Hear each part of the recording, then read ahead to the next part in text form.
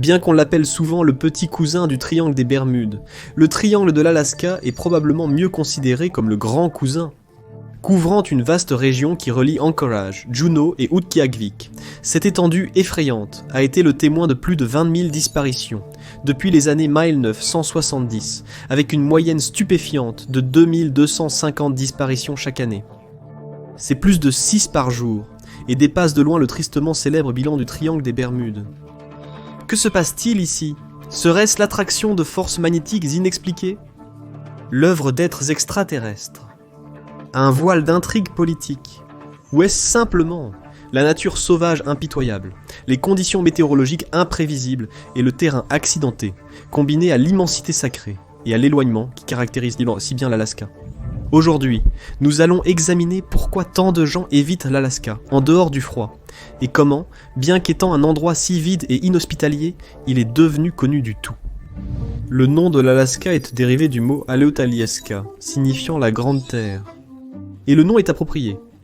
Couvrant une superficie d'environ 665 000 miles carrés, l'Alaska est le plus grand État des États-Unis. Il est si massif qu'il équivaut à un cinquième de la taille du reste des États-Unis.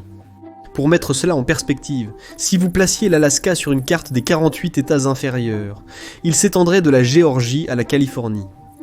Et sur les presque 12 300 miles de côtes aux États-Unis, environ 6 600 d'entre eux, soit plus de 50%, appartiennent à l'Alaska. L'Alaska est aussi inconnu aux humains que les océans du monde. Malgré ses plus de 365 millions d'acres, la civilisation humaine n'a colonisé que 160 000 acres. C'est moins d'un 20e de l'État, ce qui le rend presque entièrement inexploré. L'Alaska est vraiment la dernière grande étendue sauvage aux États-Unis. L'État est si grand que même si vous pouviez voir 1 million d'acres par jour, il vous faudrait encore une année pour tout voir. Alors, qu'y a-t-il réellement en Alaska s'il y a si peu d'habitations humaines? Tout d'abord des montagnes. L'Alaska est un territoire extrêmement accidenté et montagneux. Il compte 17 des 20 plus hautes montagnes des États-Unis, dont le plus haut sommet d'Amérique du Nord, le mont McKinley, qui culmine à plus de 20 200 pieds de haut. Les montagnes de l'Alaska se composent de 3 principales chaînes, la chaîne Brooks, la chaîne d'Alaska et la chaîne des Aléoutiennes, qui s'étend loin dans l'océan Pacifique. En dessous et entre ces chaînes de montagnes se trouvent d'ailleurs des forêts denses, des glaciers et de la toundra, un type de biome où la croissance des arbres est entravée par des températures de gel et des saisons de croissance courtes. L'Alaska est aussi une terre de nombreux lacs et rivières. L'État possède 40% des ressources en eau des États-Unis dans ses limites. Les 86 000 miles carrés de l'Alaska couverts par l'eau pourraient contenir la ville de Los Angeles 183 fois, ou le Minnesota une fois. Parmi les 3 millions de lacs naturels que l'on trouve en Alaska, environ 3200 portent officiellement un nom. Ces 12 000 rivières, prises ensemble, parcourent un total de 365 000 miles à travers les paysages, et moins de 3100 miles de celles-ci sont officiellement désignées comme sauvages et pittoresques. Et ce n'est que l'eau liquide. Quant au type gelé, eh bien, il se trouve que 5% de l'Alaska, soit 29 000 miles carrés, se trouvent sous les glaciers. Nous parlons d'environ 100 000 glaciers. C'est plus de la moitié de tous les glaciers du monde entier. En tant qu'État bien plus sauvage que domestiqué, le système de parcs d'État de l'Alaska est de loin le plus grand des États-Unis, avec 3 200 000 acres à son nom. Et le parc national et réserve de Wrangell St. Elias en Alaska, couvrant 13 200 000 acres, est le plus grand parc national du pays et peut contenir 6 fois le parc de Yellowstone. Et donc, sans surprise, le plus grand parc d'État des États-Unis, le parc d'État de Wood-Tiktik, se trouve également en Alaska.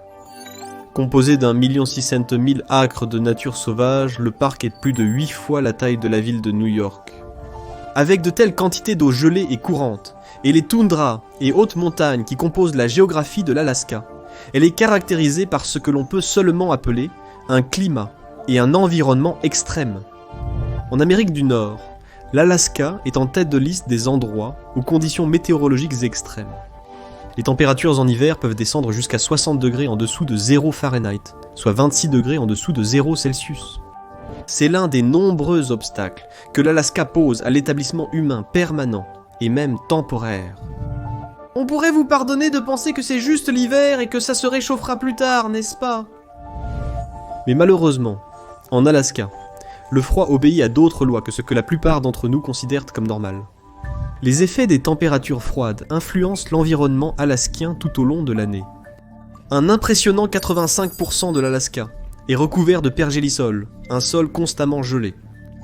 Une partie de la surface supérieure du pergélisol dégèle et gèle périodiquement, avec la variation saisonnière de la lumière du soleil, et cela, comme nous le verrons plus tard, est pour nous un autre endroit où les problèmes commencent.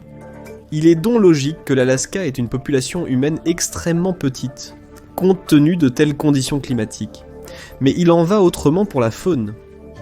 La plupart des saumons, crabes, flétans et harengs d'Amérique proviennent d'Alaska. Et alors que les grizzlies des 48 États inférieurs sont considérés comme une espèce menacée depuis 1975, il n'y a pas un tel problème en Alaska, où il y a plus de 32 000 grizzlies. Dans l'ensemble des 48 États inférieurs, il reste moins de 2000 ours. Alors qu'en Alaska, il y a un grizzly pour 21 personnes. L'Alaska n'est pas seulement défini par son énormité géographique ou sa faune stupéfiante. Ce qui le distingue vraiment, c'est son vide. Malgré sa taille massive et ses merveilles naturelles, l'Alaska semble presque intact, avec étonnamment peu d'habitations humaines, parsemant ses paysages vastes et accidentés. Cet État, de loin le plus grand des États-Unis en termes de taille physique, et l'un des plus petits en ce qui concerne sa population humaine. Il n'y a qu'environ 730 000 personnes vivant en Alaska, presque un demi-million de moins que la population de Rhode Island, le plus petit État américain. La densité de population de l'Alaska est d'une personne par mile carré, ce qui fait de l'Alaska l'État ayant de loin la plus faible densité de population de tous les autres. En comparaison, la moyenne nationale est de 98 personnes par mille carré. La densité du Wyoming, un État notoirement vide, est encore 6 fois plus élevée que celle de l'Alaska. Statistiquement parlant, cela fait de l'Alaska l'un des endroits les plus solitaires et vides où un humain peut vivre. Bien que la densité de population nous donne une moyenne du nombre réduit d'humains dans tout l'État, la réalité est encore plus extrême. Plus de 80% des personnes vivant en Alaska résident dans des zones urbaines. Et parmi celles-ci, la plupart vivent dans quelques villes seulement. Anchorage, Fairbanks et Juneau, la capitale de l'Alaska. Et bien que techniquement ce soit des villes, leurs populations sont bien moindres comparées aux grandes villes américaines comme New York, Los Angeles et Chicago. En Californie, il y a 258 villes plus grandes que Juneau, et pour les Californiens, la plupart de ces villes sont des bourgs, voire des quartiers. En fait, seulement 3 établissements en Alaska abritent plus de 10 000 personnes. Juste en dessous de 40% des Alaskiens vivent à Anchorage, la plus grande ville d'Alaska. Et un peu moins de 9% des Alaskiens vivent à Juneau et Fairbanks, ce qui signifie qu'environ la moitié des Alaskiens vivent dans ces 3 villes. Si cela commence à sembler être un endroit solitaire, ce n'est que la pointe de l'iceberg. Ce qui rend l'Alaska encore plus éloigné et isolé, c'est à quel point il est inaccessible. Un grand nombre de ces villes et villages ne peuvent être atteints que par bateau ou avion. C'est le cas pour Juneau, la seule capitale aux États-Unis, qui n'est pas accessible en voiture. Et les routes elles-mêmes en Alaska sont remarquablement peu nombreuses et éloignées les unes des autres. En fait, il n'y a que 17 000 miles de routes en Alaska, classés parmi les autres États américains. Seuls le New Hampshire, le Vermont, le Delaware, Rhode Island, Hawaï et le District de Columbia ont moins de miles de route que l'Alaska. En comparaison, le Texas, le deuxième plus grand État des États-Unis, a le plus grand nombre de miles de route de tous les États, avec plus de 650 000 miles. La Californie, le troisième plus grand État, se classe 400 000 miles de route. Les États-Unis ont un total de 8,4 millions de miles de route, dont seulement 0,4% se trouvent sur le territoire de l'Alaska. Cela signifie que l'Alaska, malgré l'énorme superficie qu'il couvre, est l'un des endroits les plus inaccessibles de la planète. Et ce n'est pas exactement par choix. En fait, le climat, l'emplacement éloigné et la faible population de l'Alaska posent des problèmes de construction et d'entretien des routes, qui n'existent tout simplement pas à des latitudes inférieures. Comme le dit un proverbe alaskien, en Alaska, il n'y a que 3 saisons. L'hiver, la rupture et la construction de routes. Restez à l'écoute pour découvrir pourquoi. Les Alaskiens sont donc contraints d'utiliser des avions, des hydravions et des bateaux pour le transport et l'expédition. Même si le temps rend souvent cette tâche laborieuse. Cela signifie qu'une grande partie de l'été alaskien est consacrée à l'importation de produits pour soutenir la population pendant les mois d'hiver, où l'expédition et le transport sont une fois de plus réduits par les forces de la nature. En fait, la plus grande et la plus fréquentée des bases d'hydravions du monde est le Lake Hood d'Anchorage, où plus de 600 décollages et atterrissages ont lieu quotidiennement lors des journées d'été les plus chargées. Cela inclut les touristes, heureux de profiter de la vie en Alaska pendant une courte et confortable fenêtre estivale. Au-delà du maigre réseau de routes en Alaska, une autre facette de son inaccessibilité est à quel point elle est éloignée de la majorité des humains sur le continent américain. Bien que l'Alaska borde le Canada, ces parties du Canada ne sont pas non plus les provinces canadiennes les plus peuplées. De plus, l'Alaska est éloigné du continent américain. L'État n'est que 240 miles plus proche de New York qu'il ne l'est de Tokyo, qui est à environ 3500 miles de distance de l'autre côté de l'océan Pacifique. C'est un vol de 2 heures et 20 minutes de Juneau à Seattle et plus de 6 heures de vol pour se rendre à San Francisco. En comparaison, c'est un vol de 3 heures et 50 minutes de Londres à Istanbul, traversant toute l'Europe.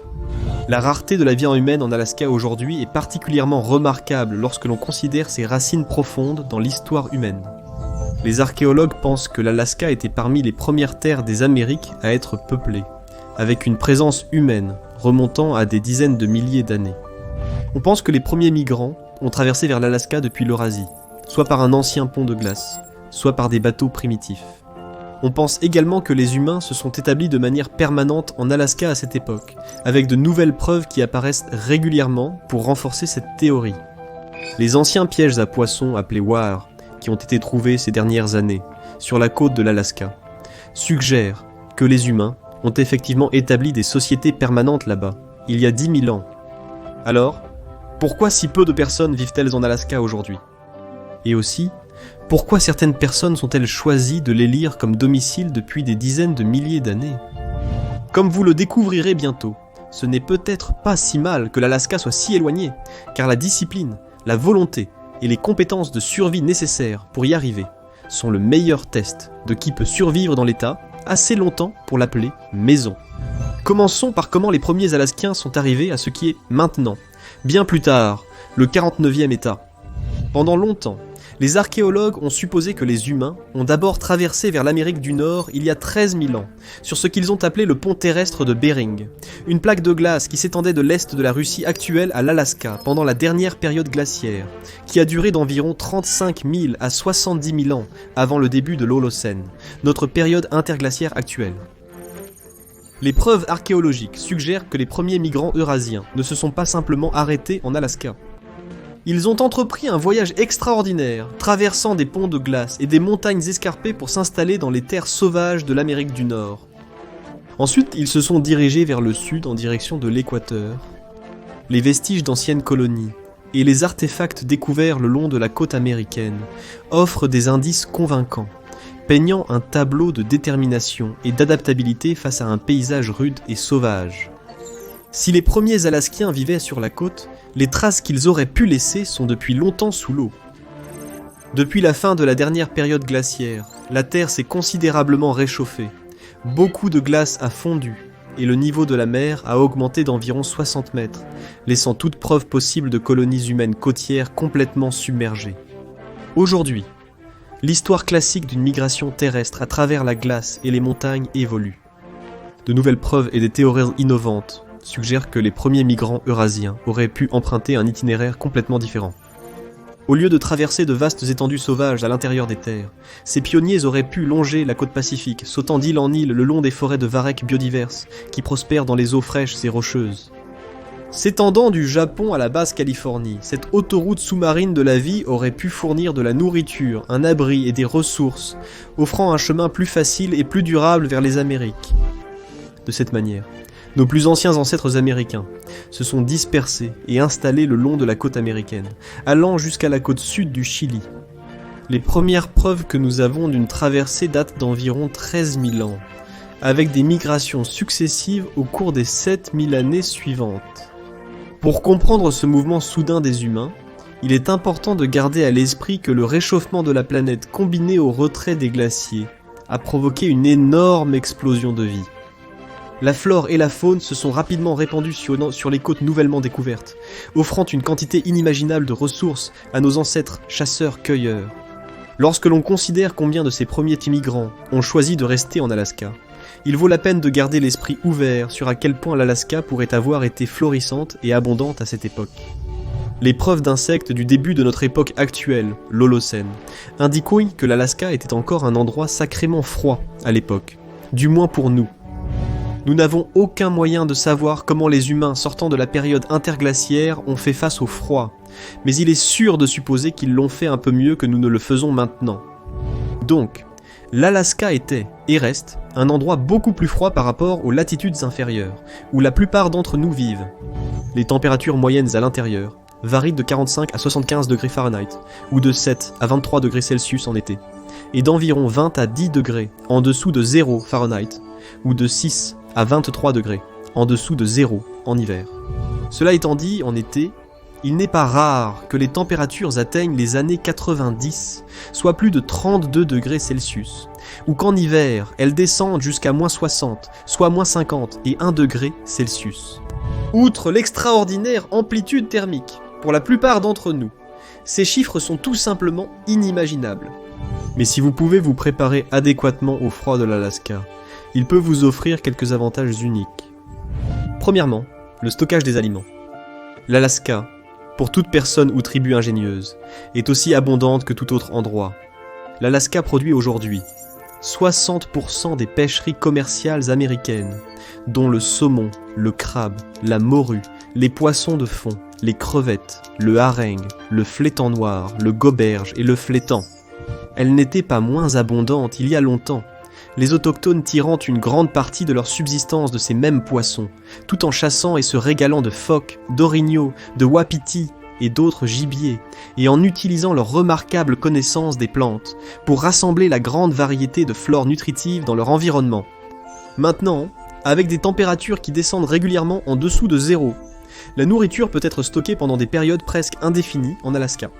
Les Alaskiens ont longtemps tiré parti de leur avantage environnemental unique pour maintenir leur mode de vie. Dans une terre où les températures froides dominent, la conservation des stocks de nourriture est beaucoup moins laborieuse que dans les climats plus chauds des latitudes inférieures, où la chaleur gâte rapidement la nourriture et les coûts de réfrigération grimpent en flèche. Depuis des générations, la réfrigération naturelle fournie par l'environnement glacial de l'Alaska a rendu le processus de subsistance et de conservation des aliments non seulement plus efficace, mais aussi une partie essentielle de la prospérité dans un paysage aussi rude. Il est cependant impossible d'ignorer le froid sévère qui s'installe en Alaska chaque hiver, lorsque la lumière du soleil se fait rare à inexistante. La ville de Barrow, à la pointe nord de l'Alaska, connaît une longue nuit polaire qui commence en novembre, ce qui signifie des mois entiers sans un seul rayon de soleil, la source de chaleur la plus importante qui soit. La température moyenne à Barrow varie de moins 19 degrés Fahrenheit, ou moins 28 degrés Celsius à 47 degrés Fahrenheit, ou 8 degrés Celsius, avec la température la plus froide jamais enregistrée, à moins 56 degrés Fahrenheit, ou moins 48 degrés Celsius le 3 février 1924. Bien que cela puisse paraître terrifiant, les tribus autochtones d'Alaska, ainsi que les personnes qui y vivent actuellement, se sont habituées à avoir un stock suffisant de bois sec, prêt à brûler tout l'hiver. Et en plus du simple fait que la nourriture peut être stockée si longtemps en Alaska, il y a l'effet de la lumière du jour saisonnière sur le rendement des cultures et autres végétations. En raison de la position de l'Alaska sur l'axe de rotation de la Terre, les journées d'été là-bas atteignent généralement leur apogée avec environ 20 heures de lumière du jour.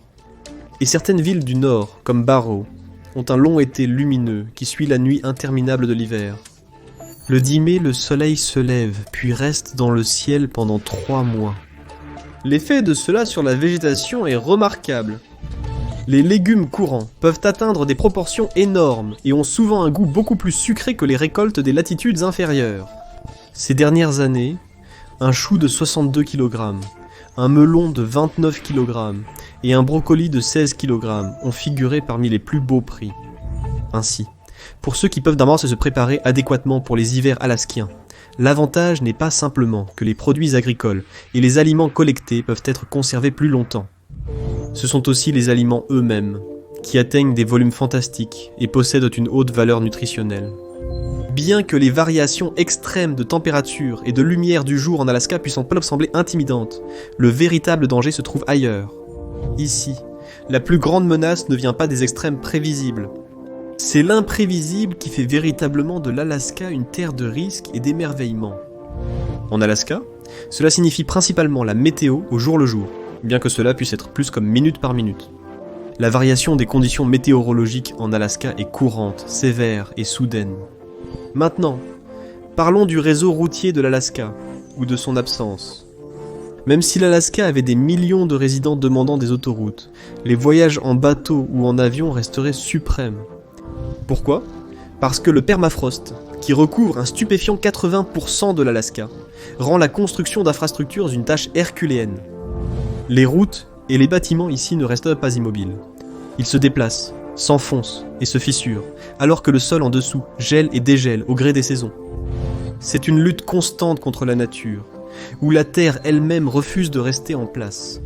Ajoutez à cela le coût de l'expédition des matériaux de construction aussi loin au nord et le paiement d'un salaire décent aux ouvriers, et vous avez la raison pour laquelle il y a si peu de routes en Alaska.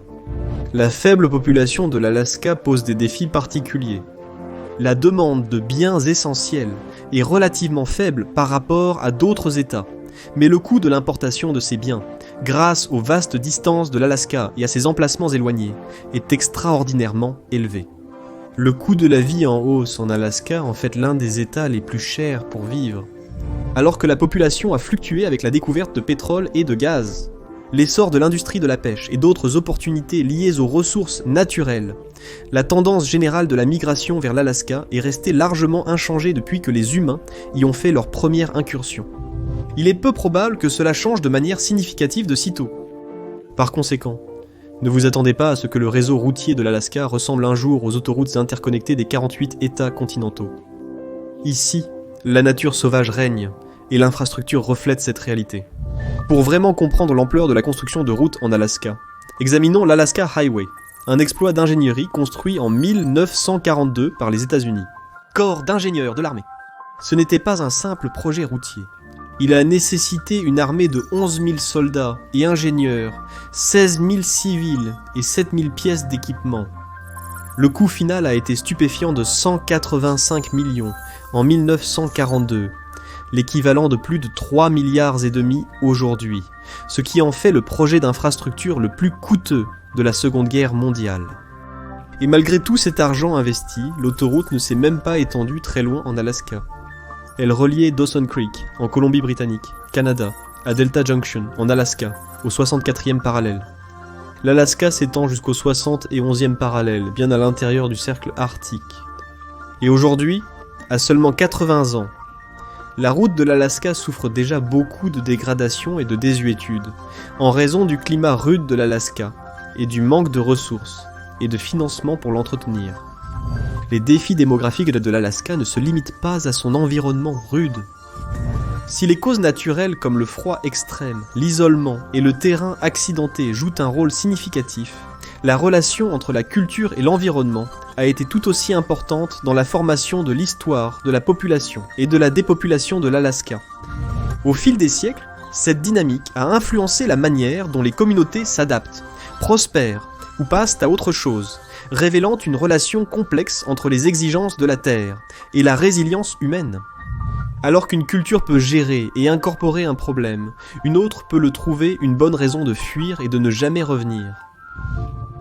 Les anthropologues estiment qu'environ 80 000 personnes vivaient en Alaska au moment du contact avec les Européens, qui a commencé au milieu des années 1700. À partir de ce moment, une forte baisse de la population s'est produite, et les chiffres n'ont pas retrouvé leur niveau d'avant le contact jusqu'à la Seconde Guerre mondiale, bien que les populations autochtones ne se soient jamais totalement rétablies. La raison de cette forte baisse était principalement la montée des épidémies et de la violence que le contact avec les Européens a provoqué chez les populations autochtones de l'Alaska. L'Anthropocène, l'époque où les humains sont devenus la force dominante façonnant les environnements et le climat de la planète, est souvent remontée au XIIIe et XIVe siècle, avec la vague de colonisation européenne. Cette expansion mondiale n'a pas seulement modifié les paysages, elle a apporté des changements profonds et souvent dévastateurs aux cultures locales, à la flore et à la faune à travers le monde. Bien que les données de recensement fiables pour la population de l'Alaska avant son achat par les États-Unis en 1867 soient rares, le premier recensement américain officiel en 1880 peint un tableau sombre. Juste un peu plus de 33 400 personnes appelèrent cette vaste terre leur maison. Pour mettre cela en perspective, cela signifiait une densité de population de 0,005 personnes par mile carré, ou un stupéfiant 20 miles carrés par personne. Comparez cela à la figure d'aujourd'hui d'environ une personne par mile carré, et vous commencez à comprendre à quel point l'Alaska était vide et indompté à ses débuts sous le contrôle américain. Comme mentionné précédemment, l'Alaska était un territoire russe jusqu'en 1867, lorsque le tsar l'a vendu aux États-Unis. Pour 7,2 millions de dollars. Les Russes, incapables ou réticents à gérer une telle étendue de terre éloignée, voulaient en s'assurer que l'Alaska ne tomberait pas entre les mains japonaises. Ils avaient besoin d'un allié pour occuper le territoire à la place. Les Américains ont acheté l'Alaska pour des raisons stratégiques de défense. À partir de ce moment-là, l'Amérique a eu des bases et une présence militaire en Alaska. Et aujourd'hui, l'Alaska sert de point critique dans le système de défense de missiles nucléaires de l'Amérique. En 1935, le brigadier général américain Billy Mitchell a affirmé sous serment devant le Congrès que l'Alaska était, je cite, l'endroit le plus stratégique sur Terre. L'Alaska est le plus proche des États-Unis, à la position centrale de l'hémisphère nord, et il est beaucoup plus proche de nombreuses capitales nationales que la plupart des points des 48 États inférieurs. Dans ce sens, cela devient une sorte d'avantage pour l'Alaska, d'être relativement l'un des plus peu peuplés. Cela pourrait aussi expliquer pourquoi la migration là-bas n'a jamais été encouragée, en dehors des contextes économiques. En 20 ans, après ce premier recensement de 1880, la population doublerait en Alaska, atteignant environ 63 600 personnes en 1900, lorsque la ruée vers l'or de 1896 à 1897 était terminée, et à quel moment l'Alaska était devenu mondialement célèbre. En 1896, une énorme vague de colons appelés Klondikers a afflué en Alaska, se dirigeant vers le nord pour la région du Klondike, cherchant à faire fortune en période de grave dépression économique. Sur les 100 000 personnes qui ont tenté simplement d'arriver à la région du Klondike, seulement 30 000 y sont parvenus. Le reste a fait demi-tour ou est mort en chemin. C'est parce que la plupart des Klondikers étaient massivement mal préparés pour les difficultés et la lutte contre la nature qui les attendait, n'ayant aucune idée de ce dans quoi ils s'engageaient. L'un des Klondikers, ou Stampeders comme on les appelait, qui a été attiré en Alaska à cette époque, était Jack London, âgé de 21 ans, qui deviendra plus tard un grand romancier américain. Il venait d'abandonner ses études pour gagner sa vie en tant qu'écrivain, et est arrivé en Alaska avec son beau-frère et une équipe improvisée le 25 juillet 1897. London était dépenaillé, émacié, presque affamé, et espérait, comme les autres Klondikers, remplir ses poches dans une mine d'or en Alaska. Et comme les autres Klondikers, ce que London a trouvé à la place s'est avéré être une sacrée surprise, et lui a fourni le matériel pour construire l'une des plus grandes carrières littéraires américaines. Le 2 août de la même année, London est arrivé à Juneau. 3 jours plus tard, il était à Skagway, ayant pagayé jusqu'à là-bas avec 5 tonnes de fournitures. C'est là que la réalité de la frontière a commencé à s'imposer. London étant témoin de l'horreur de ce qui se passait dans l'arrière-pays alaskien. À Skagway, London a été contraint de faire face au sentier du col blanc, qui depuis Skagway serpentait jusqu'à l'intérieur accidenté, et le Klondike. Les conditions qu'il a observées lui ont laissé une impression de la brutalité de la frontière alaskienne que peu d'entre nous connaîtront jamais, et cela constituerait la base de certaines de ses œuvres littéraires les plus connues.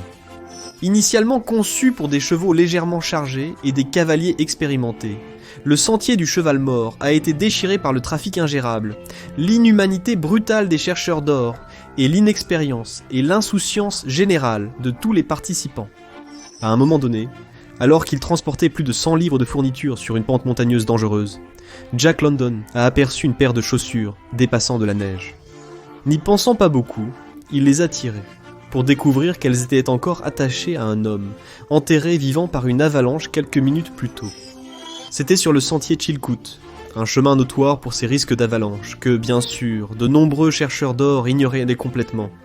Le 3 avril 1898, la célèbre avalanche du dimanche des rameaux a eu lieu sur le sentier Chilkoot, tuant 65 personnes.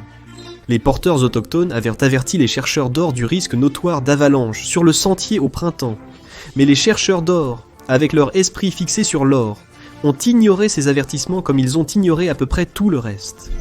À la fin de l'épreuve de London, un an plus tard, il était presque entièrement paralysé de la taille vers le bas à cause du scorbut. Il a mangé ses premiers légumes en plus d'un an à Handvik sur son chemin de sortie. Et à la fin de juin, il était sur la mer de Bering, pelletant du charbon sur un vapeur pour payer son chemin de sortie. Jack London est retourné à San Francisco avec seulement 4,5 $ d'or à son nom. Pourtant, ce qu'il a ramené était bien plus précieux, une richesse de souvenirs, d'épreuves et d'expériences de vie qui ferait de lui l'un des grands écrivains américains de son époque. L'Alaska demande un prix élevé à ceux qui souhaitent en faire leur maison, même pour un petit moment. Encore plus élevé pour ceux qui pensent pouvoir se permettre de négliger la société environnante et les environnements naturels. La récompense peut être énorme, mais le coût peut facilement être votre vie. En Alaska, la survie passe toujours en premier. La quête d'or ou de richesse peut attendre. La préparation est un instinct acquis que aucun Alaskan ne prend à la légère, et pour de bonnes raisons. Explorons simplement quelques-uns des défis qui gardent votre Alaskan moyen sur ses gardes. Et pourquoi ? Tout simplement, la plupart des gens réfléchissent pas 2 fois avant de déménager dans cette terre rugueuse et impitoyable. Les risques d'avalanche en Alaska sont élevés, avec 170 décès dus à des avalanches de 1951 à 2023. Bien que le Colorado ait plus de décès dus aux avalanches, avec 323 décès dus aux avalanches pendant la même période, il est important de se rappeler que la plupart des avalanches sont causées par l'homme. Il y a près de 6 millions de personnes au Colorado, avec des millions de touristes qui viennent chaque hiver pour la saison de ski. Comparez cela à l'Alaska, et vous réaliserez que le manque de neige lâche et fondante n'est pas ce qui maintient le nombre d'avalanches en Alaska inférieur à celui du Colorado. Ensuite, des avalanches en hiver entraînent des glissements de terrain et de l'érosion en été. Et avec la fonte des glaces chaque printemps, les inondations suivent toujours, que ce soit sur la côte ou dans les rivières. Les embâcles de glace sont aussi fréquents. C'est là que la glace bloque une rivière jusqu'à ce qu'il y ait une masse d'eau suffisamment grande pour tout pousser au-delà du barrage, ce qui entraîne en effet une vague de marée sur les plaines fluviales. De plus, avec les milliers de glaciers de l'Alaska, les éruptions glaciaires se produisent fréquemment, où le barrage qui retient un lac glaciaire éclate, et tout le cours d'eau se déverse soudainement dans les vallées ci-dessous. C'était le cas le 6 août 2024, lorsque la rivière Mendenhall près de Juneau a monté de 16 pieds, soit près de 5 mètres, au-dessus de son niveau normal près de Hawke Bay. Tout cela à cause d'une crue glaciaire dans le bassin Suicide sur le glacier Mendenhall. Et avec le réchauffement climatique, ces problèmes ne vont pas disparaître. Les crues glaciaires, rares sur la rivière Mendenhall dans le passé, ont depuis 2011 augmenté de manière spectaculaire en régularité, avec le bassin Suicide produisant une crue glaciaire chaque année depuis. Même si nous ignorons la calamité soudaine posée par les éruptions glaciaires, la haute nappe phréatique imposée par la glaciation et la fonte des glaces toute l'année en Alaska peut gravement affecter les communautés côtières, des inondations à la contamination et à l'accumulation de polluants, jusqu'à l'accélération de la dégradation des infrastructures. Une autre raison, très importante, pour laquelle l'Alaska est si rarement choisie comme lieu de vie, est qu'elle se situe sur 3 systèmes de failles. Donc, dire que l'Alaska est sismiquement actif serait un euphémisme. Entre 2013 et 2018, il y a eu environ 150 000 tremblements de terre, dont 31, avec des magnitudes de 6 ou plus. L'Alaska n'est pas un endroit où vous venez si vous avez peur que le sol sous vos pieds ne cède. Les Alaskiens sont confrontés à des ruptures de failles, secousses sismiques et glissements de terrain. Ils doivent aussi affronter la liquéfaction. C'est lorsque les perturbations sismiques font perdre à un sédiment saturé d'eau sa résistance et agissent comme un fluide, ruinant toute infrastructure qui se trouve dessus et mettant des vies en grand péril. Les glissements de terrain et les séismes en Alaska, s'ils sont assez importants, peuvent aussi provoquer des tsunamis, ce qui est particulièrement effrayant. À 17h36, heure locale, le 27 mars 1964, un tremblement de terre de magnitude 9,2 a eu lieu dans la région du Prince William Sound en Alaska. La plaque pacifique a fait un bond vers le nord sous la plaque nord-américaine, glissant par endroits jusqu'à 60 pieds. Il a duré 4 minutes et demie, et à ce jour, c'est toujours le deuxième plus grand tremblement de terre jamais enregistré. En fait, le tremblement de terre était si grand que toute la terre a sonné comme une cloche, et les instruments modernes ont enregistré des vibrations qui n'avaient aucun précédent. Le tremblement de terre a engendré des milliers de répliques, des centaines de glissements de terrain, d'énormes glissements de terrain sous-marins et des dizaines d'autres effets secondaires. Le plus grave de ces phénomènes, il a été les tsunamis déclenchés, qui ont causé des pertes de vie et d'autres dommages jusqu'en Oregon et en Californie. Mais cela n'était rien comparé à ce que certaines communautés côtières d'Alaska comme Whittier, Valdez, Seward et Chenega ont dû affronter. Quelques minutes après le début du séisme, des tsunamis ont inondé certaines zones jusqu'à 170 pieds au-dessus du niveau de la mer. 4 minutes après le tremblement de terre, une vague de 20 mètres s'est abattue sur Chenega, tuant un tiers de sa population. Au total, le tremblement de terre a causé 129 décès et des milliards de dollars de pertes matérielles. Les dangers de l'Alaska sont innombrables. Météo extrême, feux de forêt, éruptions volcaniques et capacité de recherche et sauvetage restreinte. S'ajoute à cela le risque permanent de perte d'infrastructures essentielles, électricité, communication, réseau d'eau, cliniques, ou de défaillances comme l'effondrement de ponts, routes emportées et déversements dangereux. Chaque Alaskien connaît intimement ces risques. Pourquoi ? Parce qu'ici, la première ressource de secours, c'est vous-même. Contrairement aux 48 autres, il n'y a aucune garantie d'aide extérieure. C'est vous contre la nature sauvage. Et fondamentalement, c'est pourquoi il y a si peu de gens qui vivent en Alaska. Comme nous l'avons vu, l'Alaska est une terre de paradoxes. À la fois, l'un des endroits les plus inhospitaliers du monde et l'un des plus généreux. C'est un endroit où certains trouvent leur véritable force, résilience, et un mode de vie autonome, et où d'autres trouvent une faim froide et dure. Ainsi, bien que l'Alaska n'attirera probablement jamais à nouveau des foules d'humains, comme ils l'ont fait à maintes reprises au fil des âges, il exercera certainement une certaine fascination sur nous. Il continuera d'attirer ceux d'entre nous qui sont tentés et nargués par la faune dans son immense nature sauvage pour voir si nous avons ce qu'il faut. Merci de m'avoir rejoint aujourd'hui. J'espère que vous avez apprécié la vidéo. Si vous voulez en voir plus comme celle-ci, n'hésitez pas à vous abonner et à activer les notifications. Cela fait vraiment une différence. Merci encore. À la prochaine sur MatPack.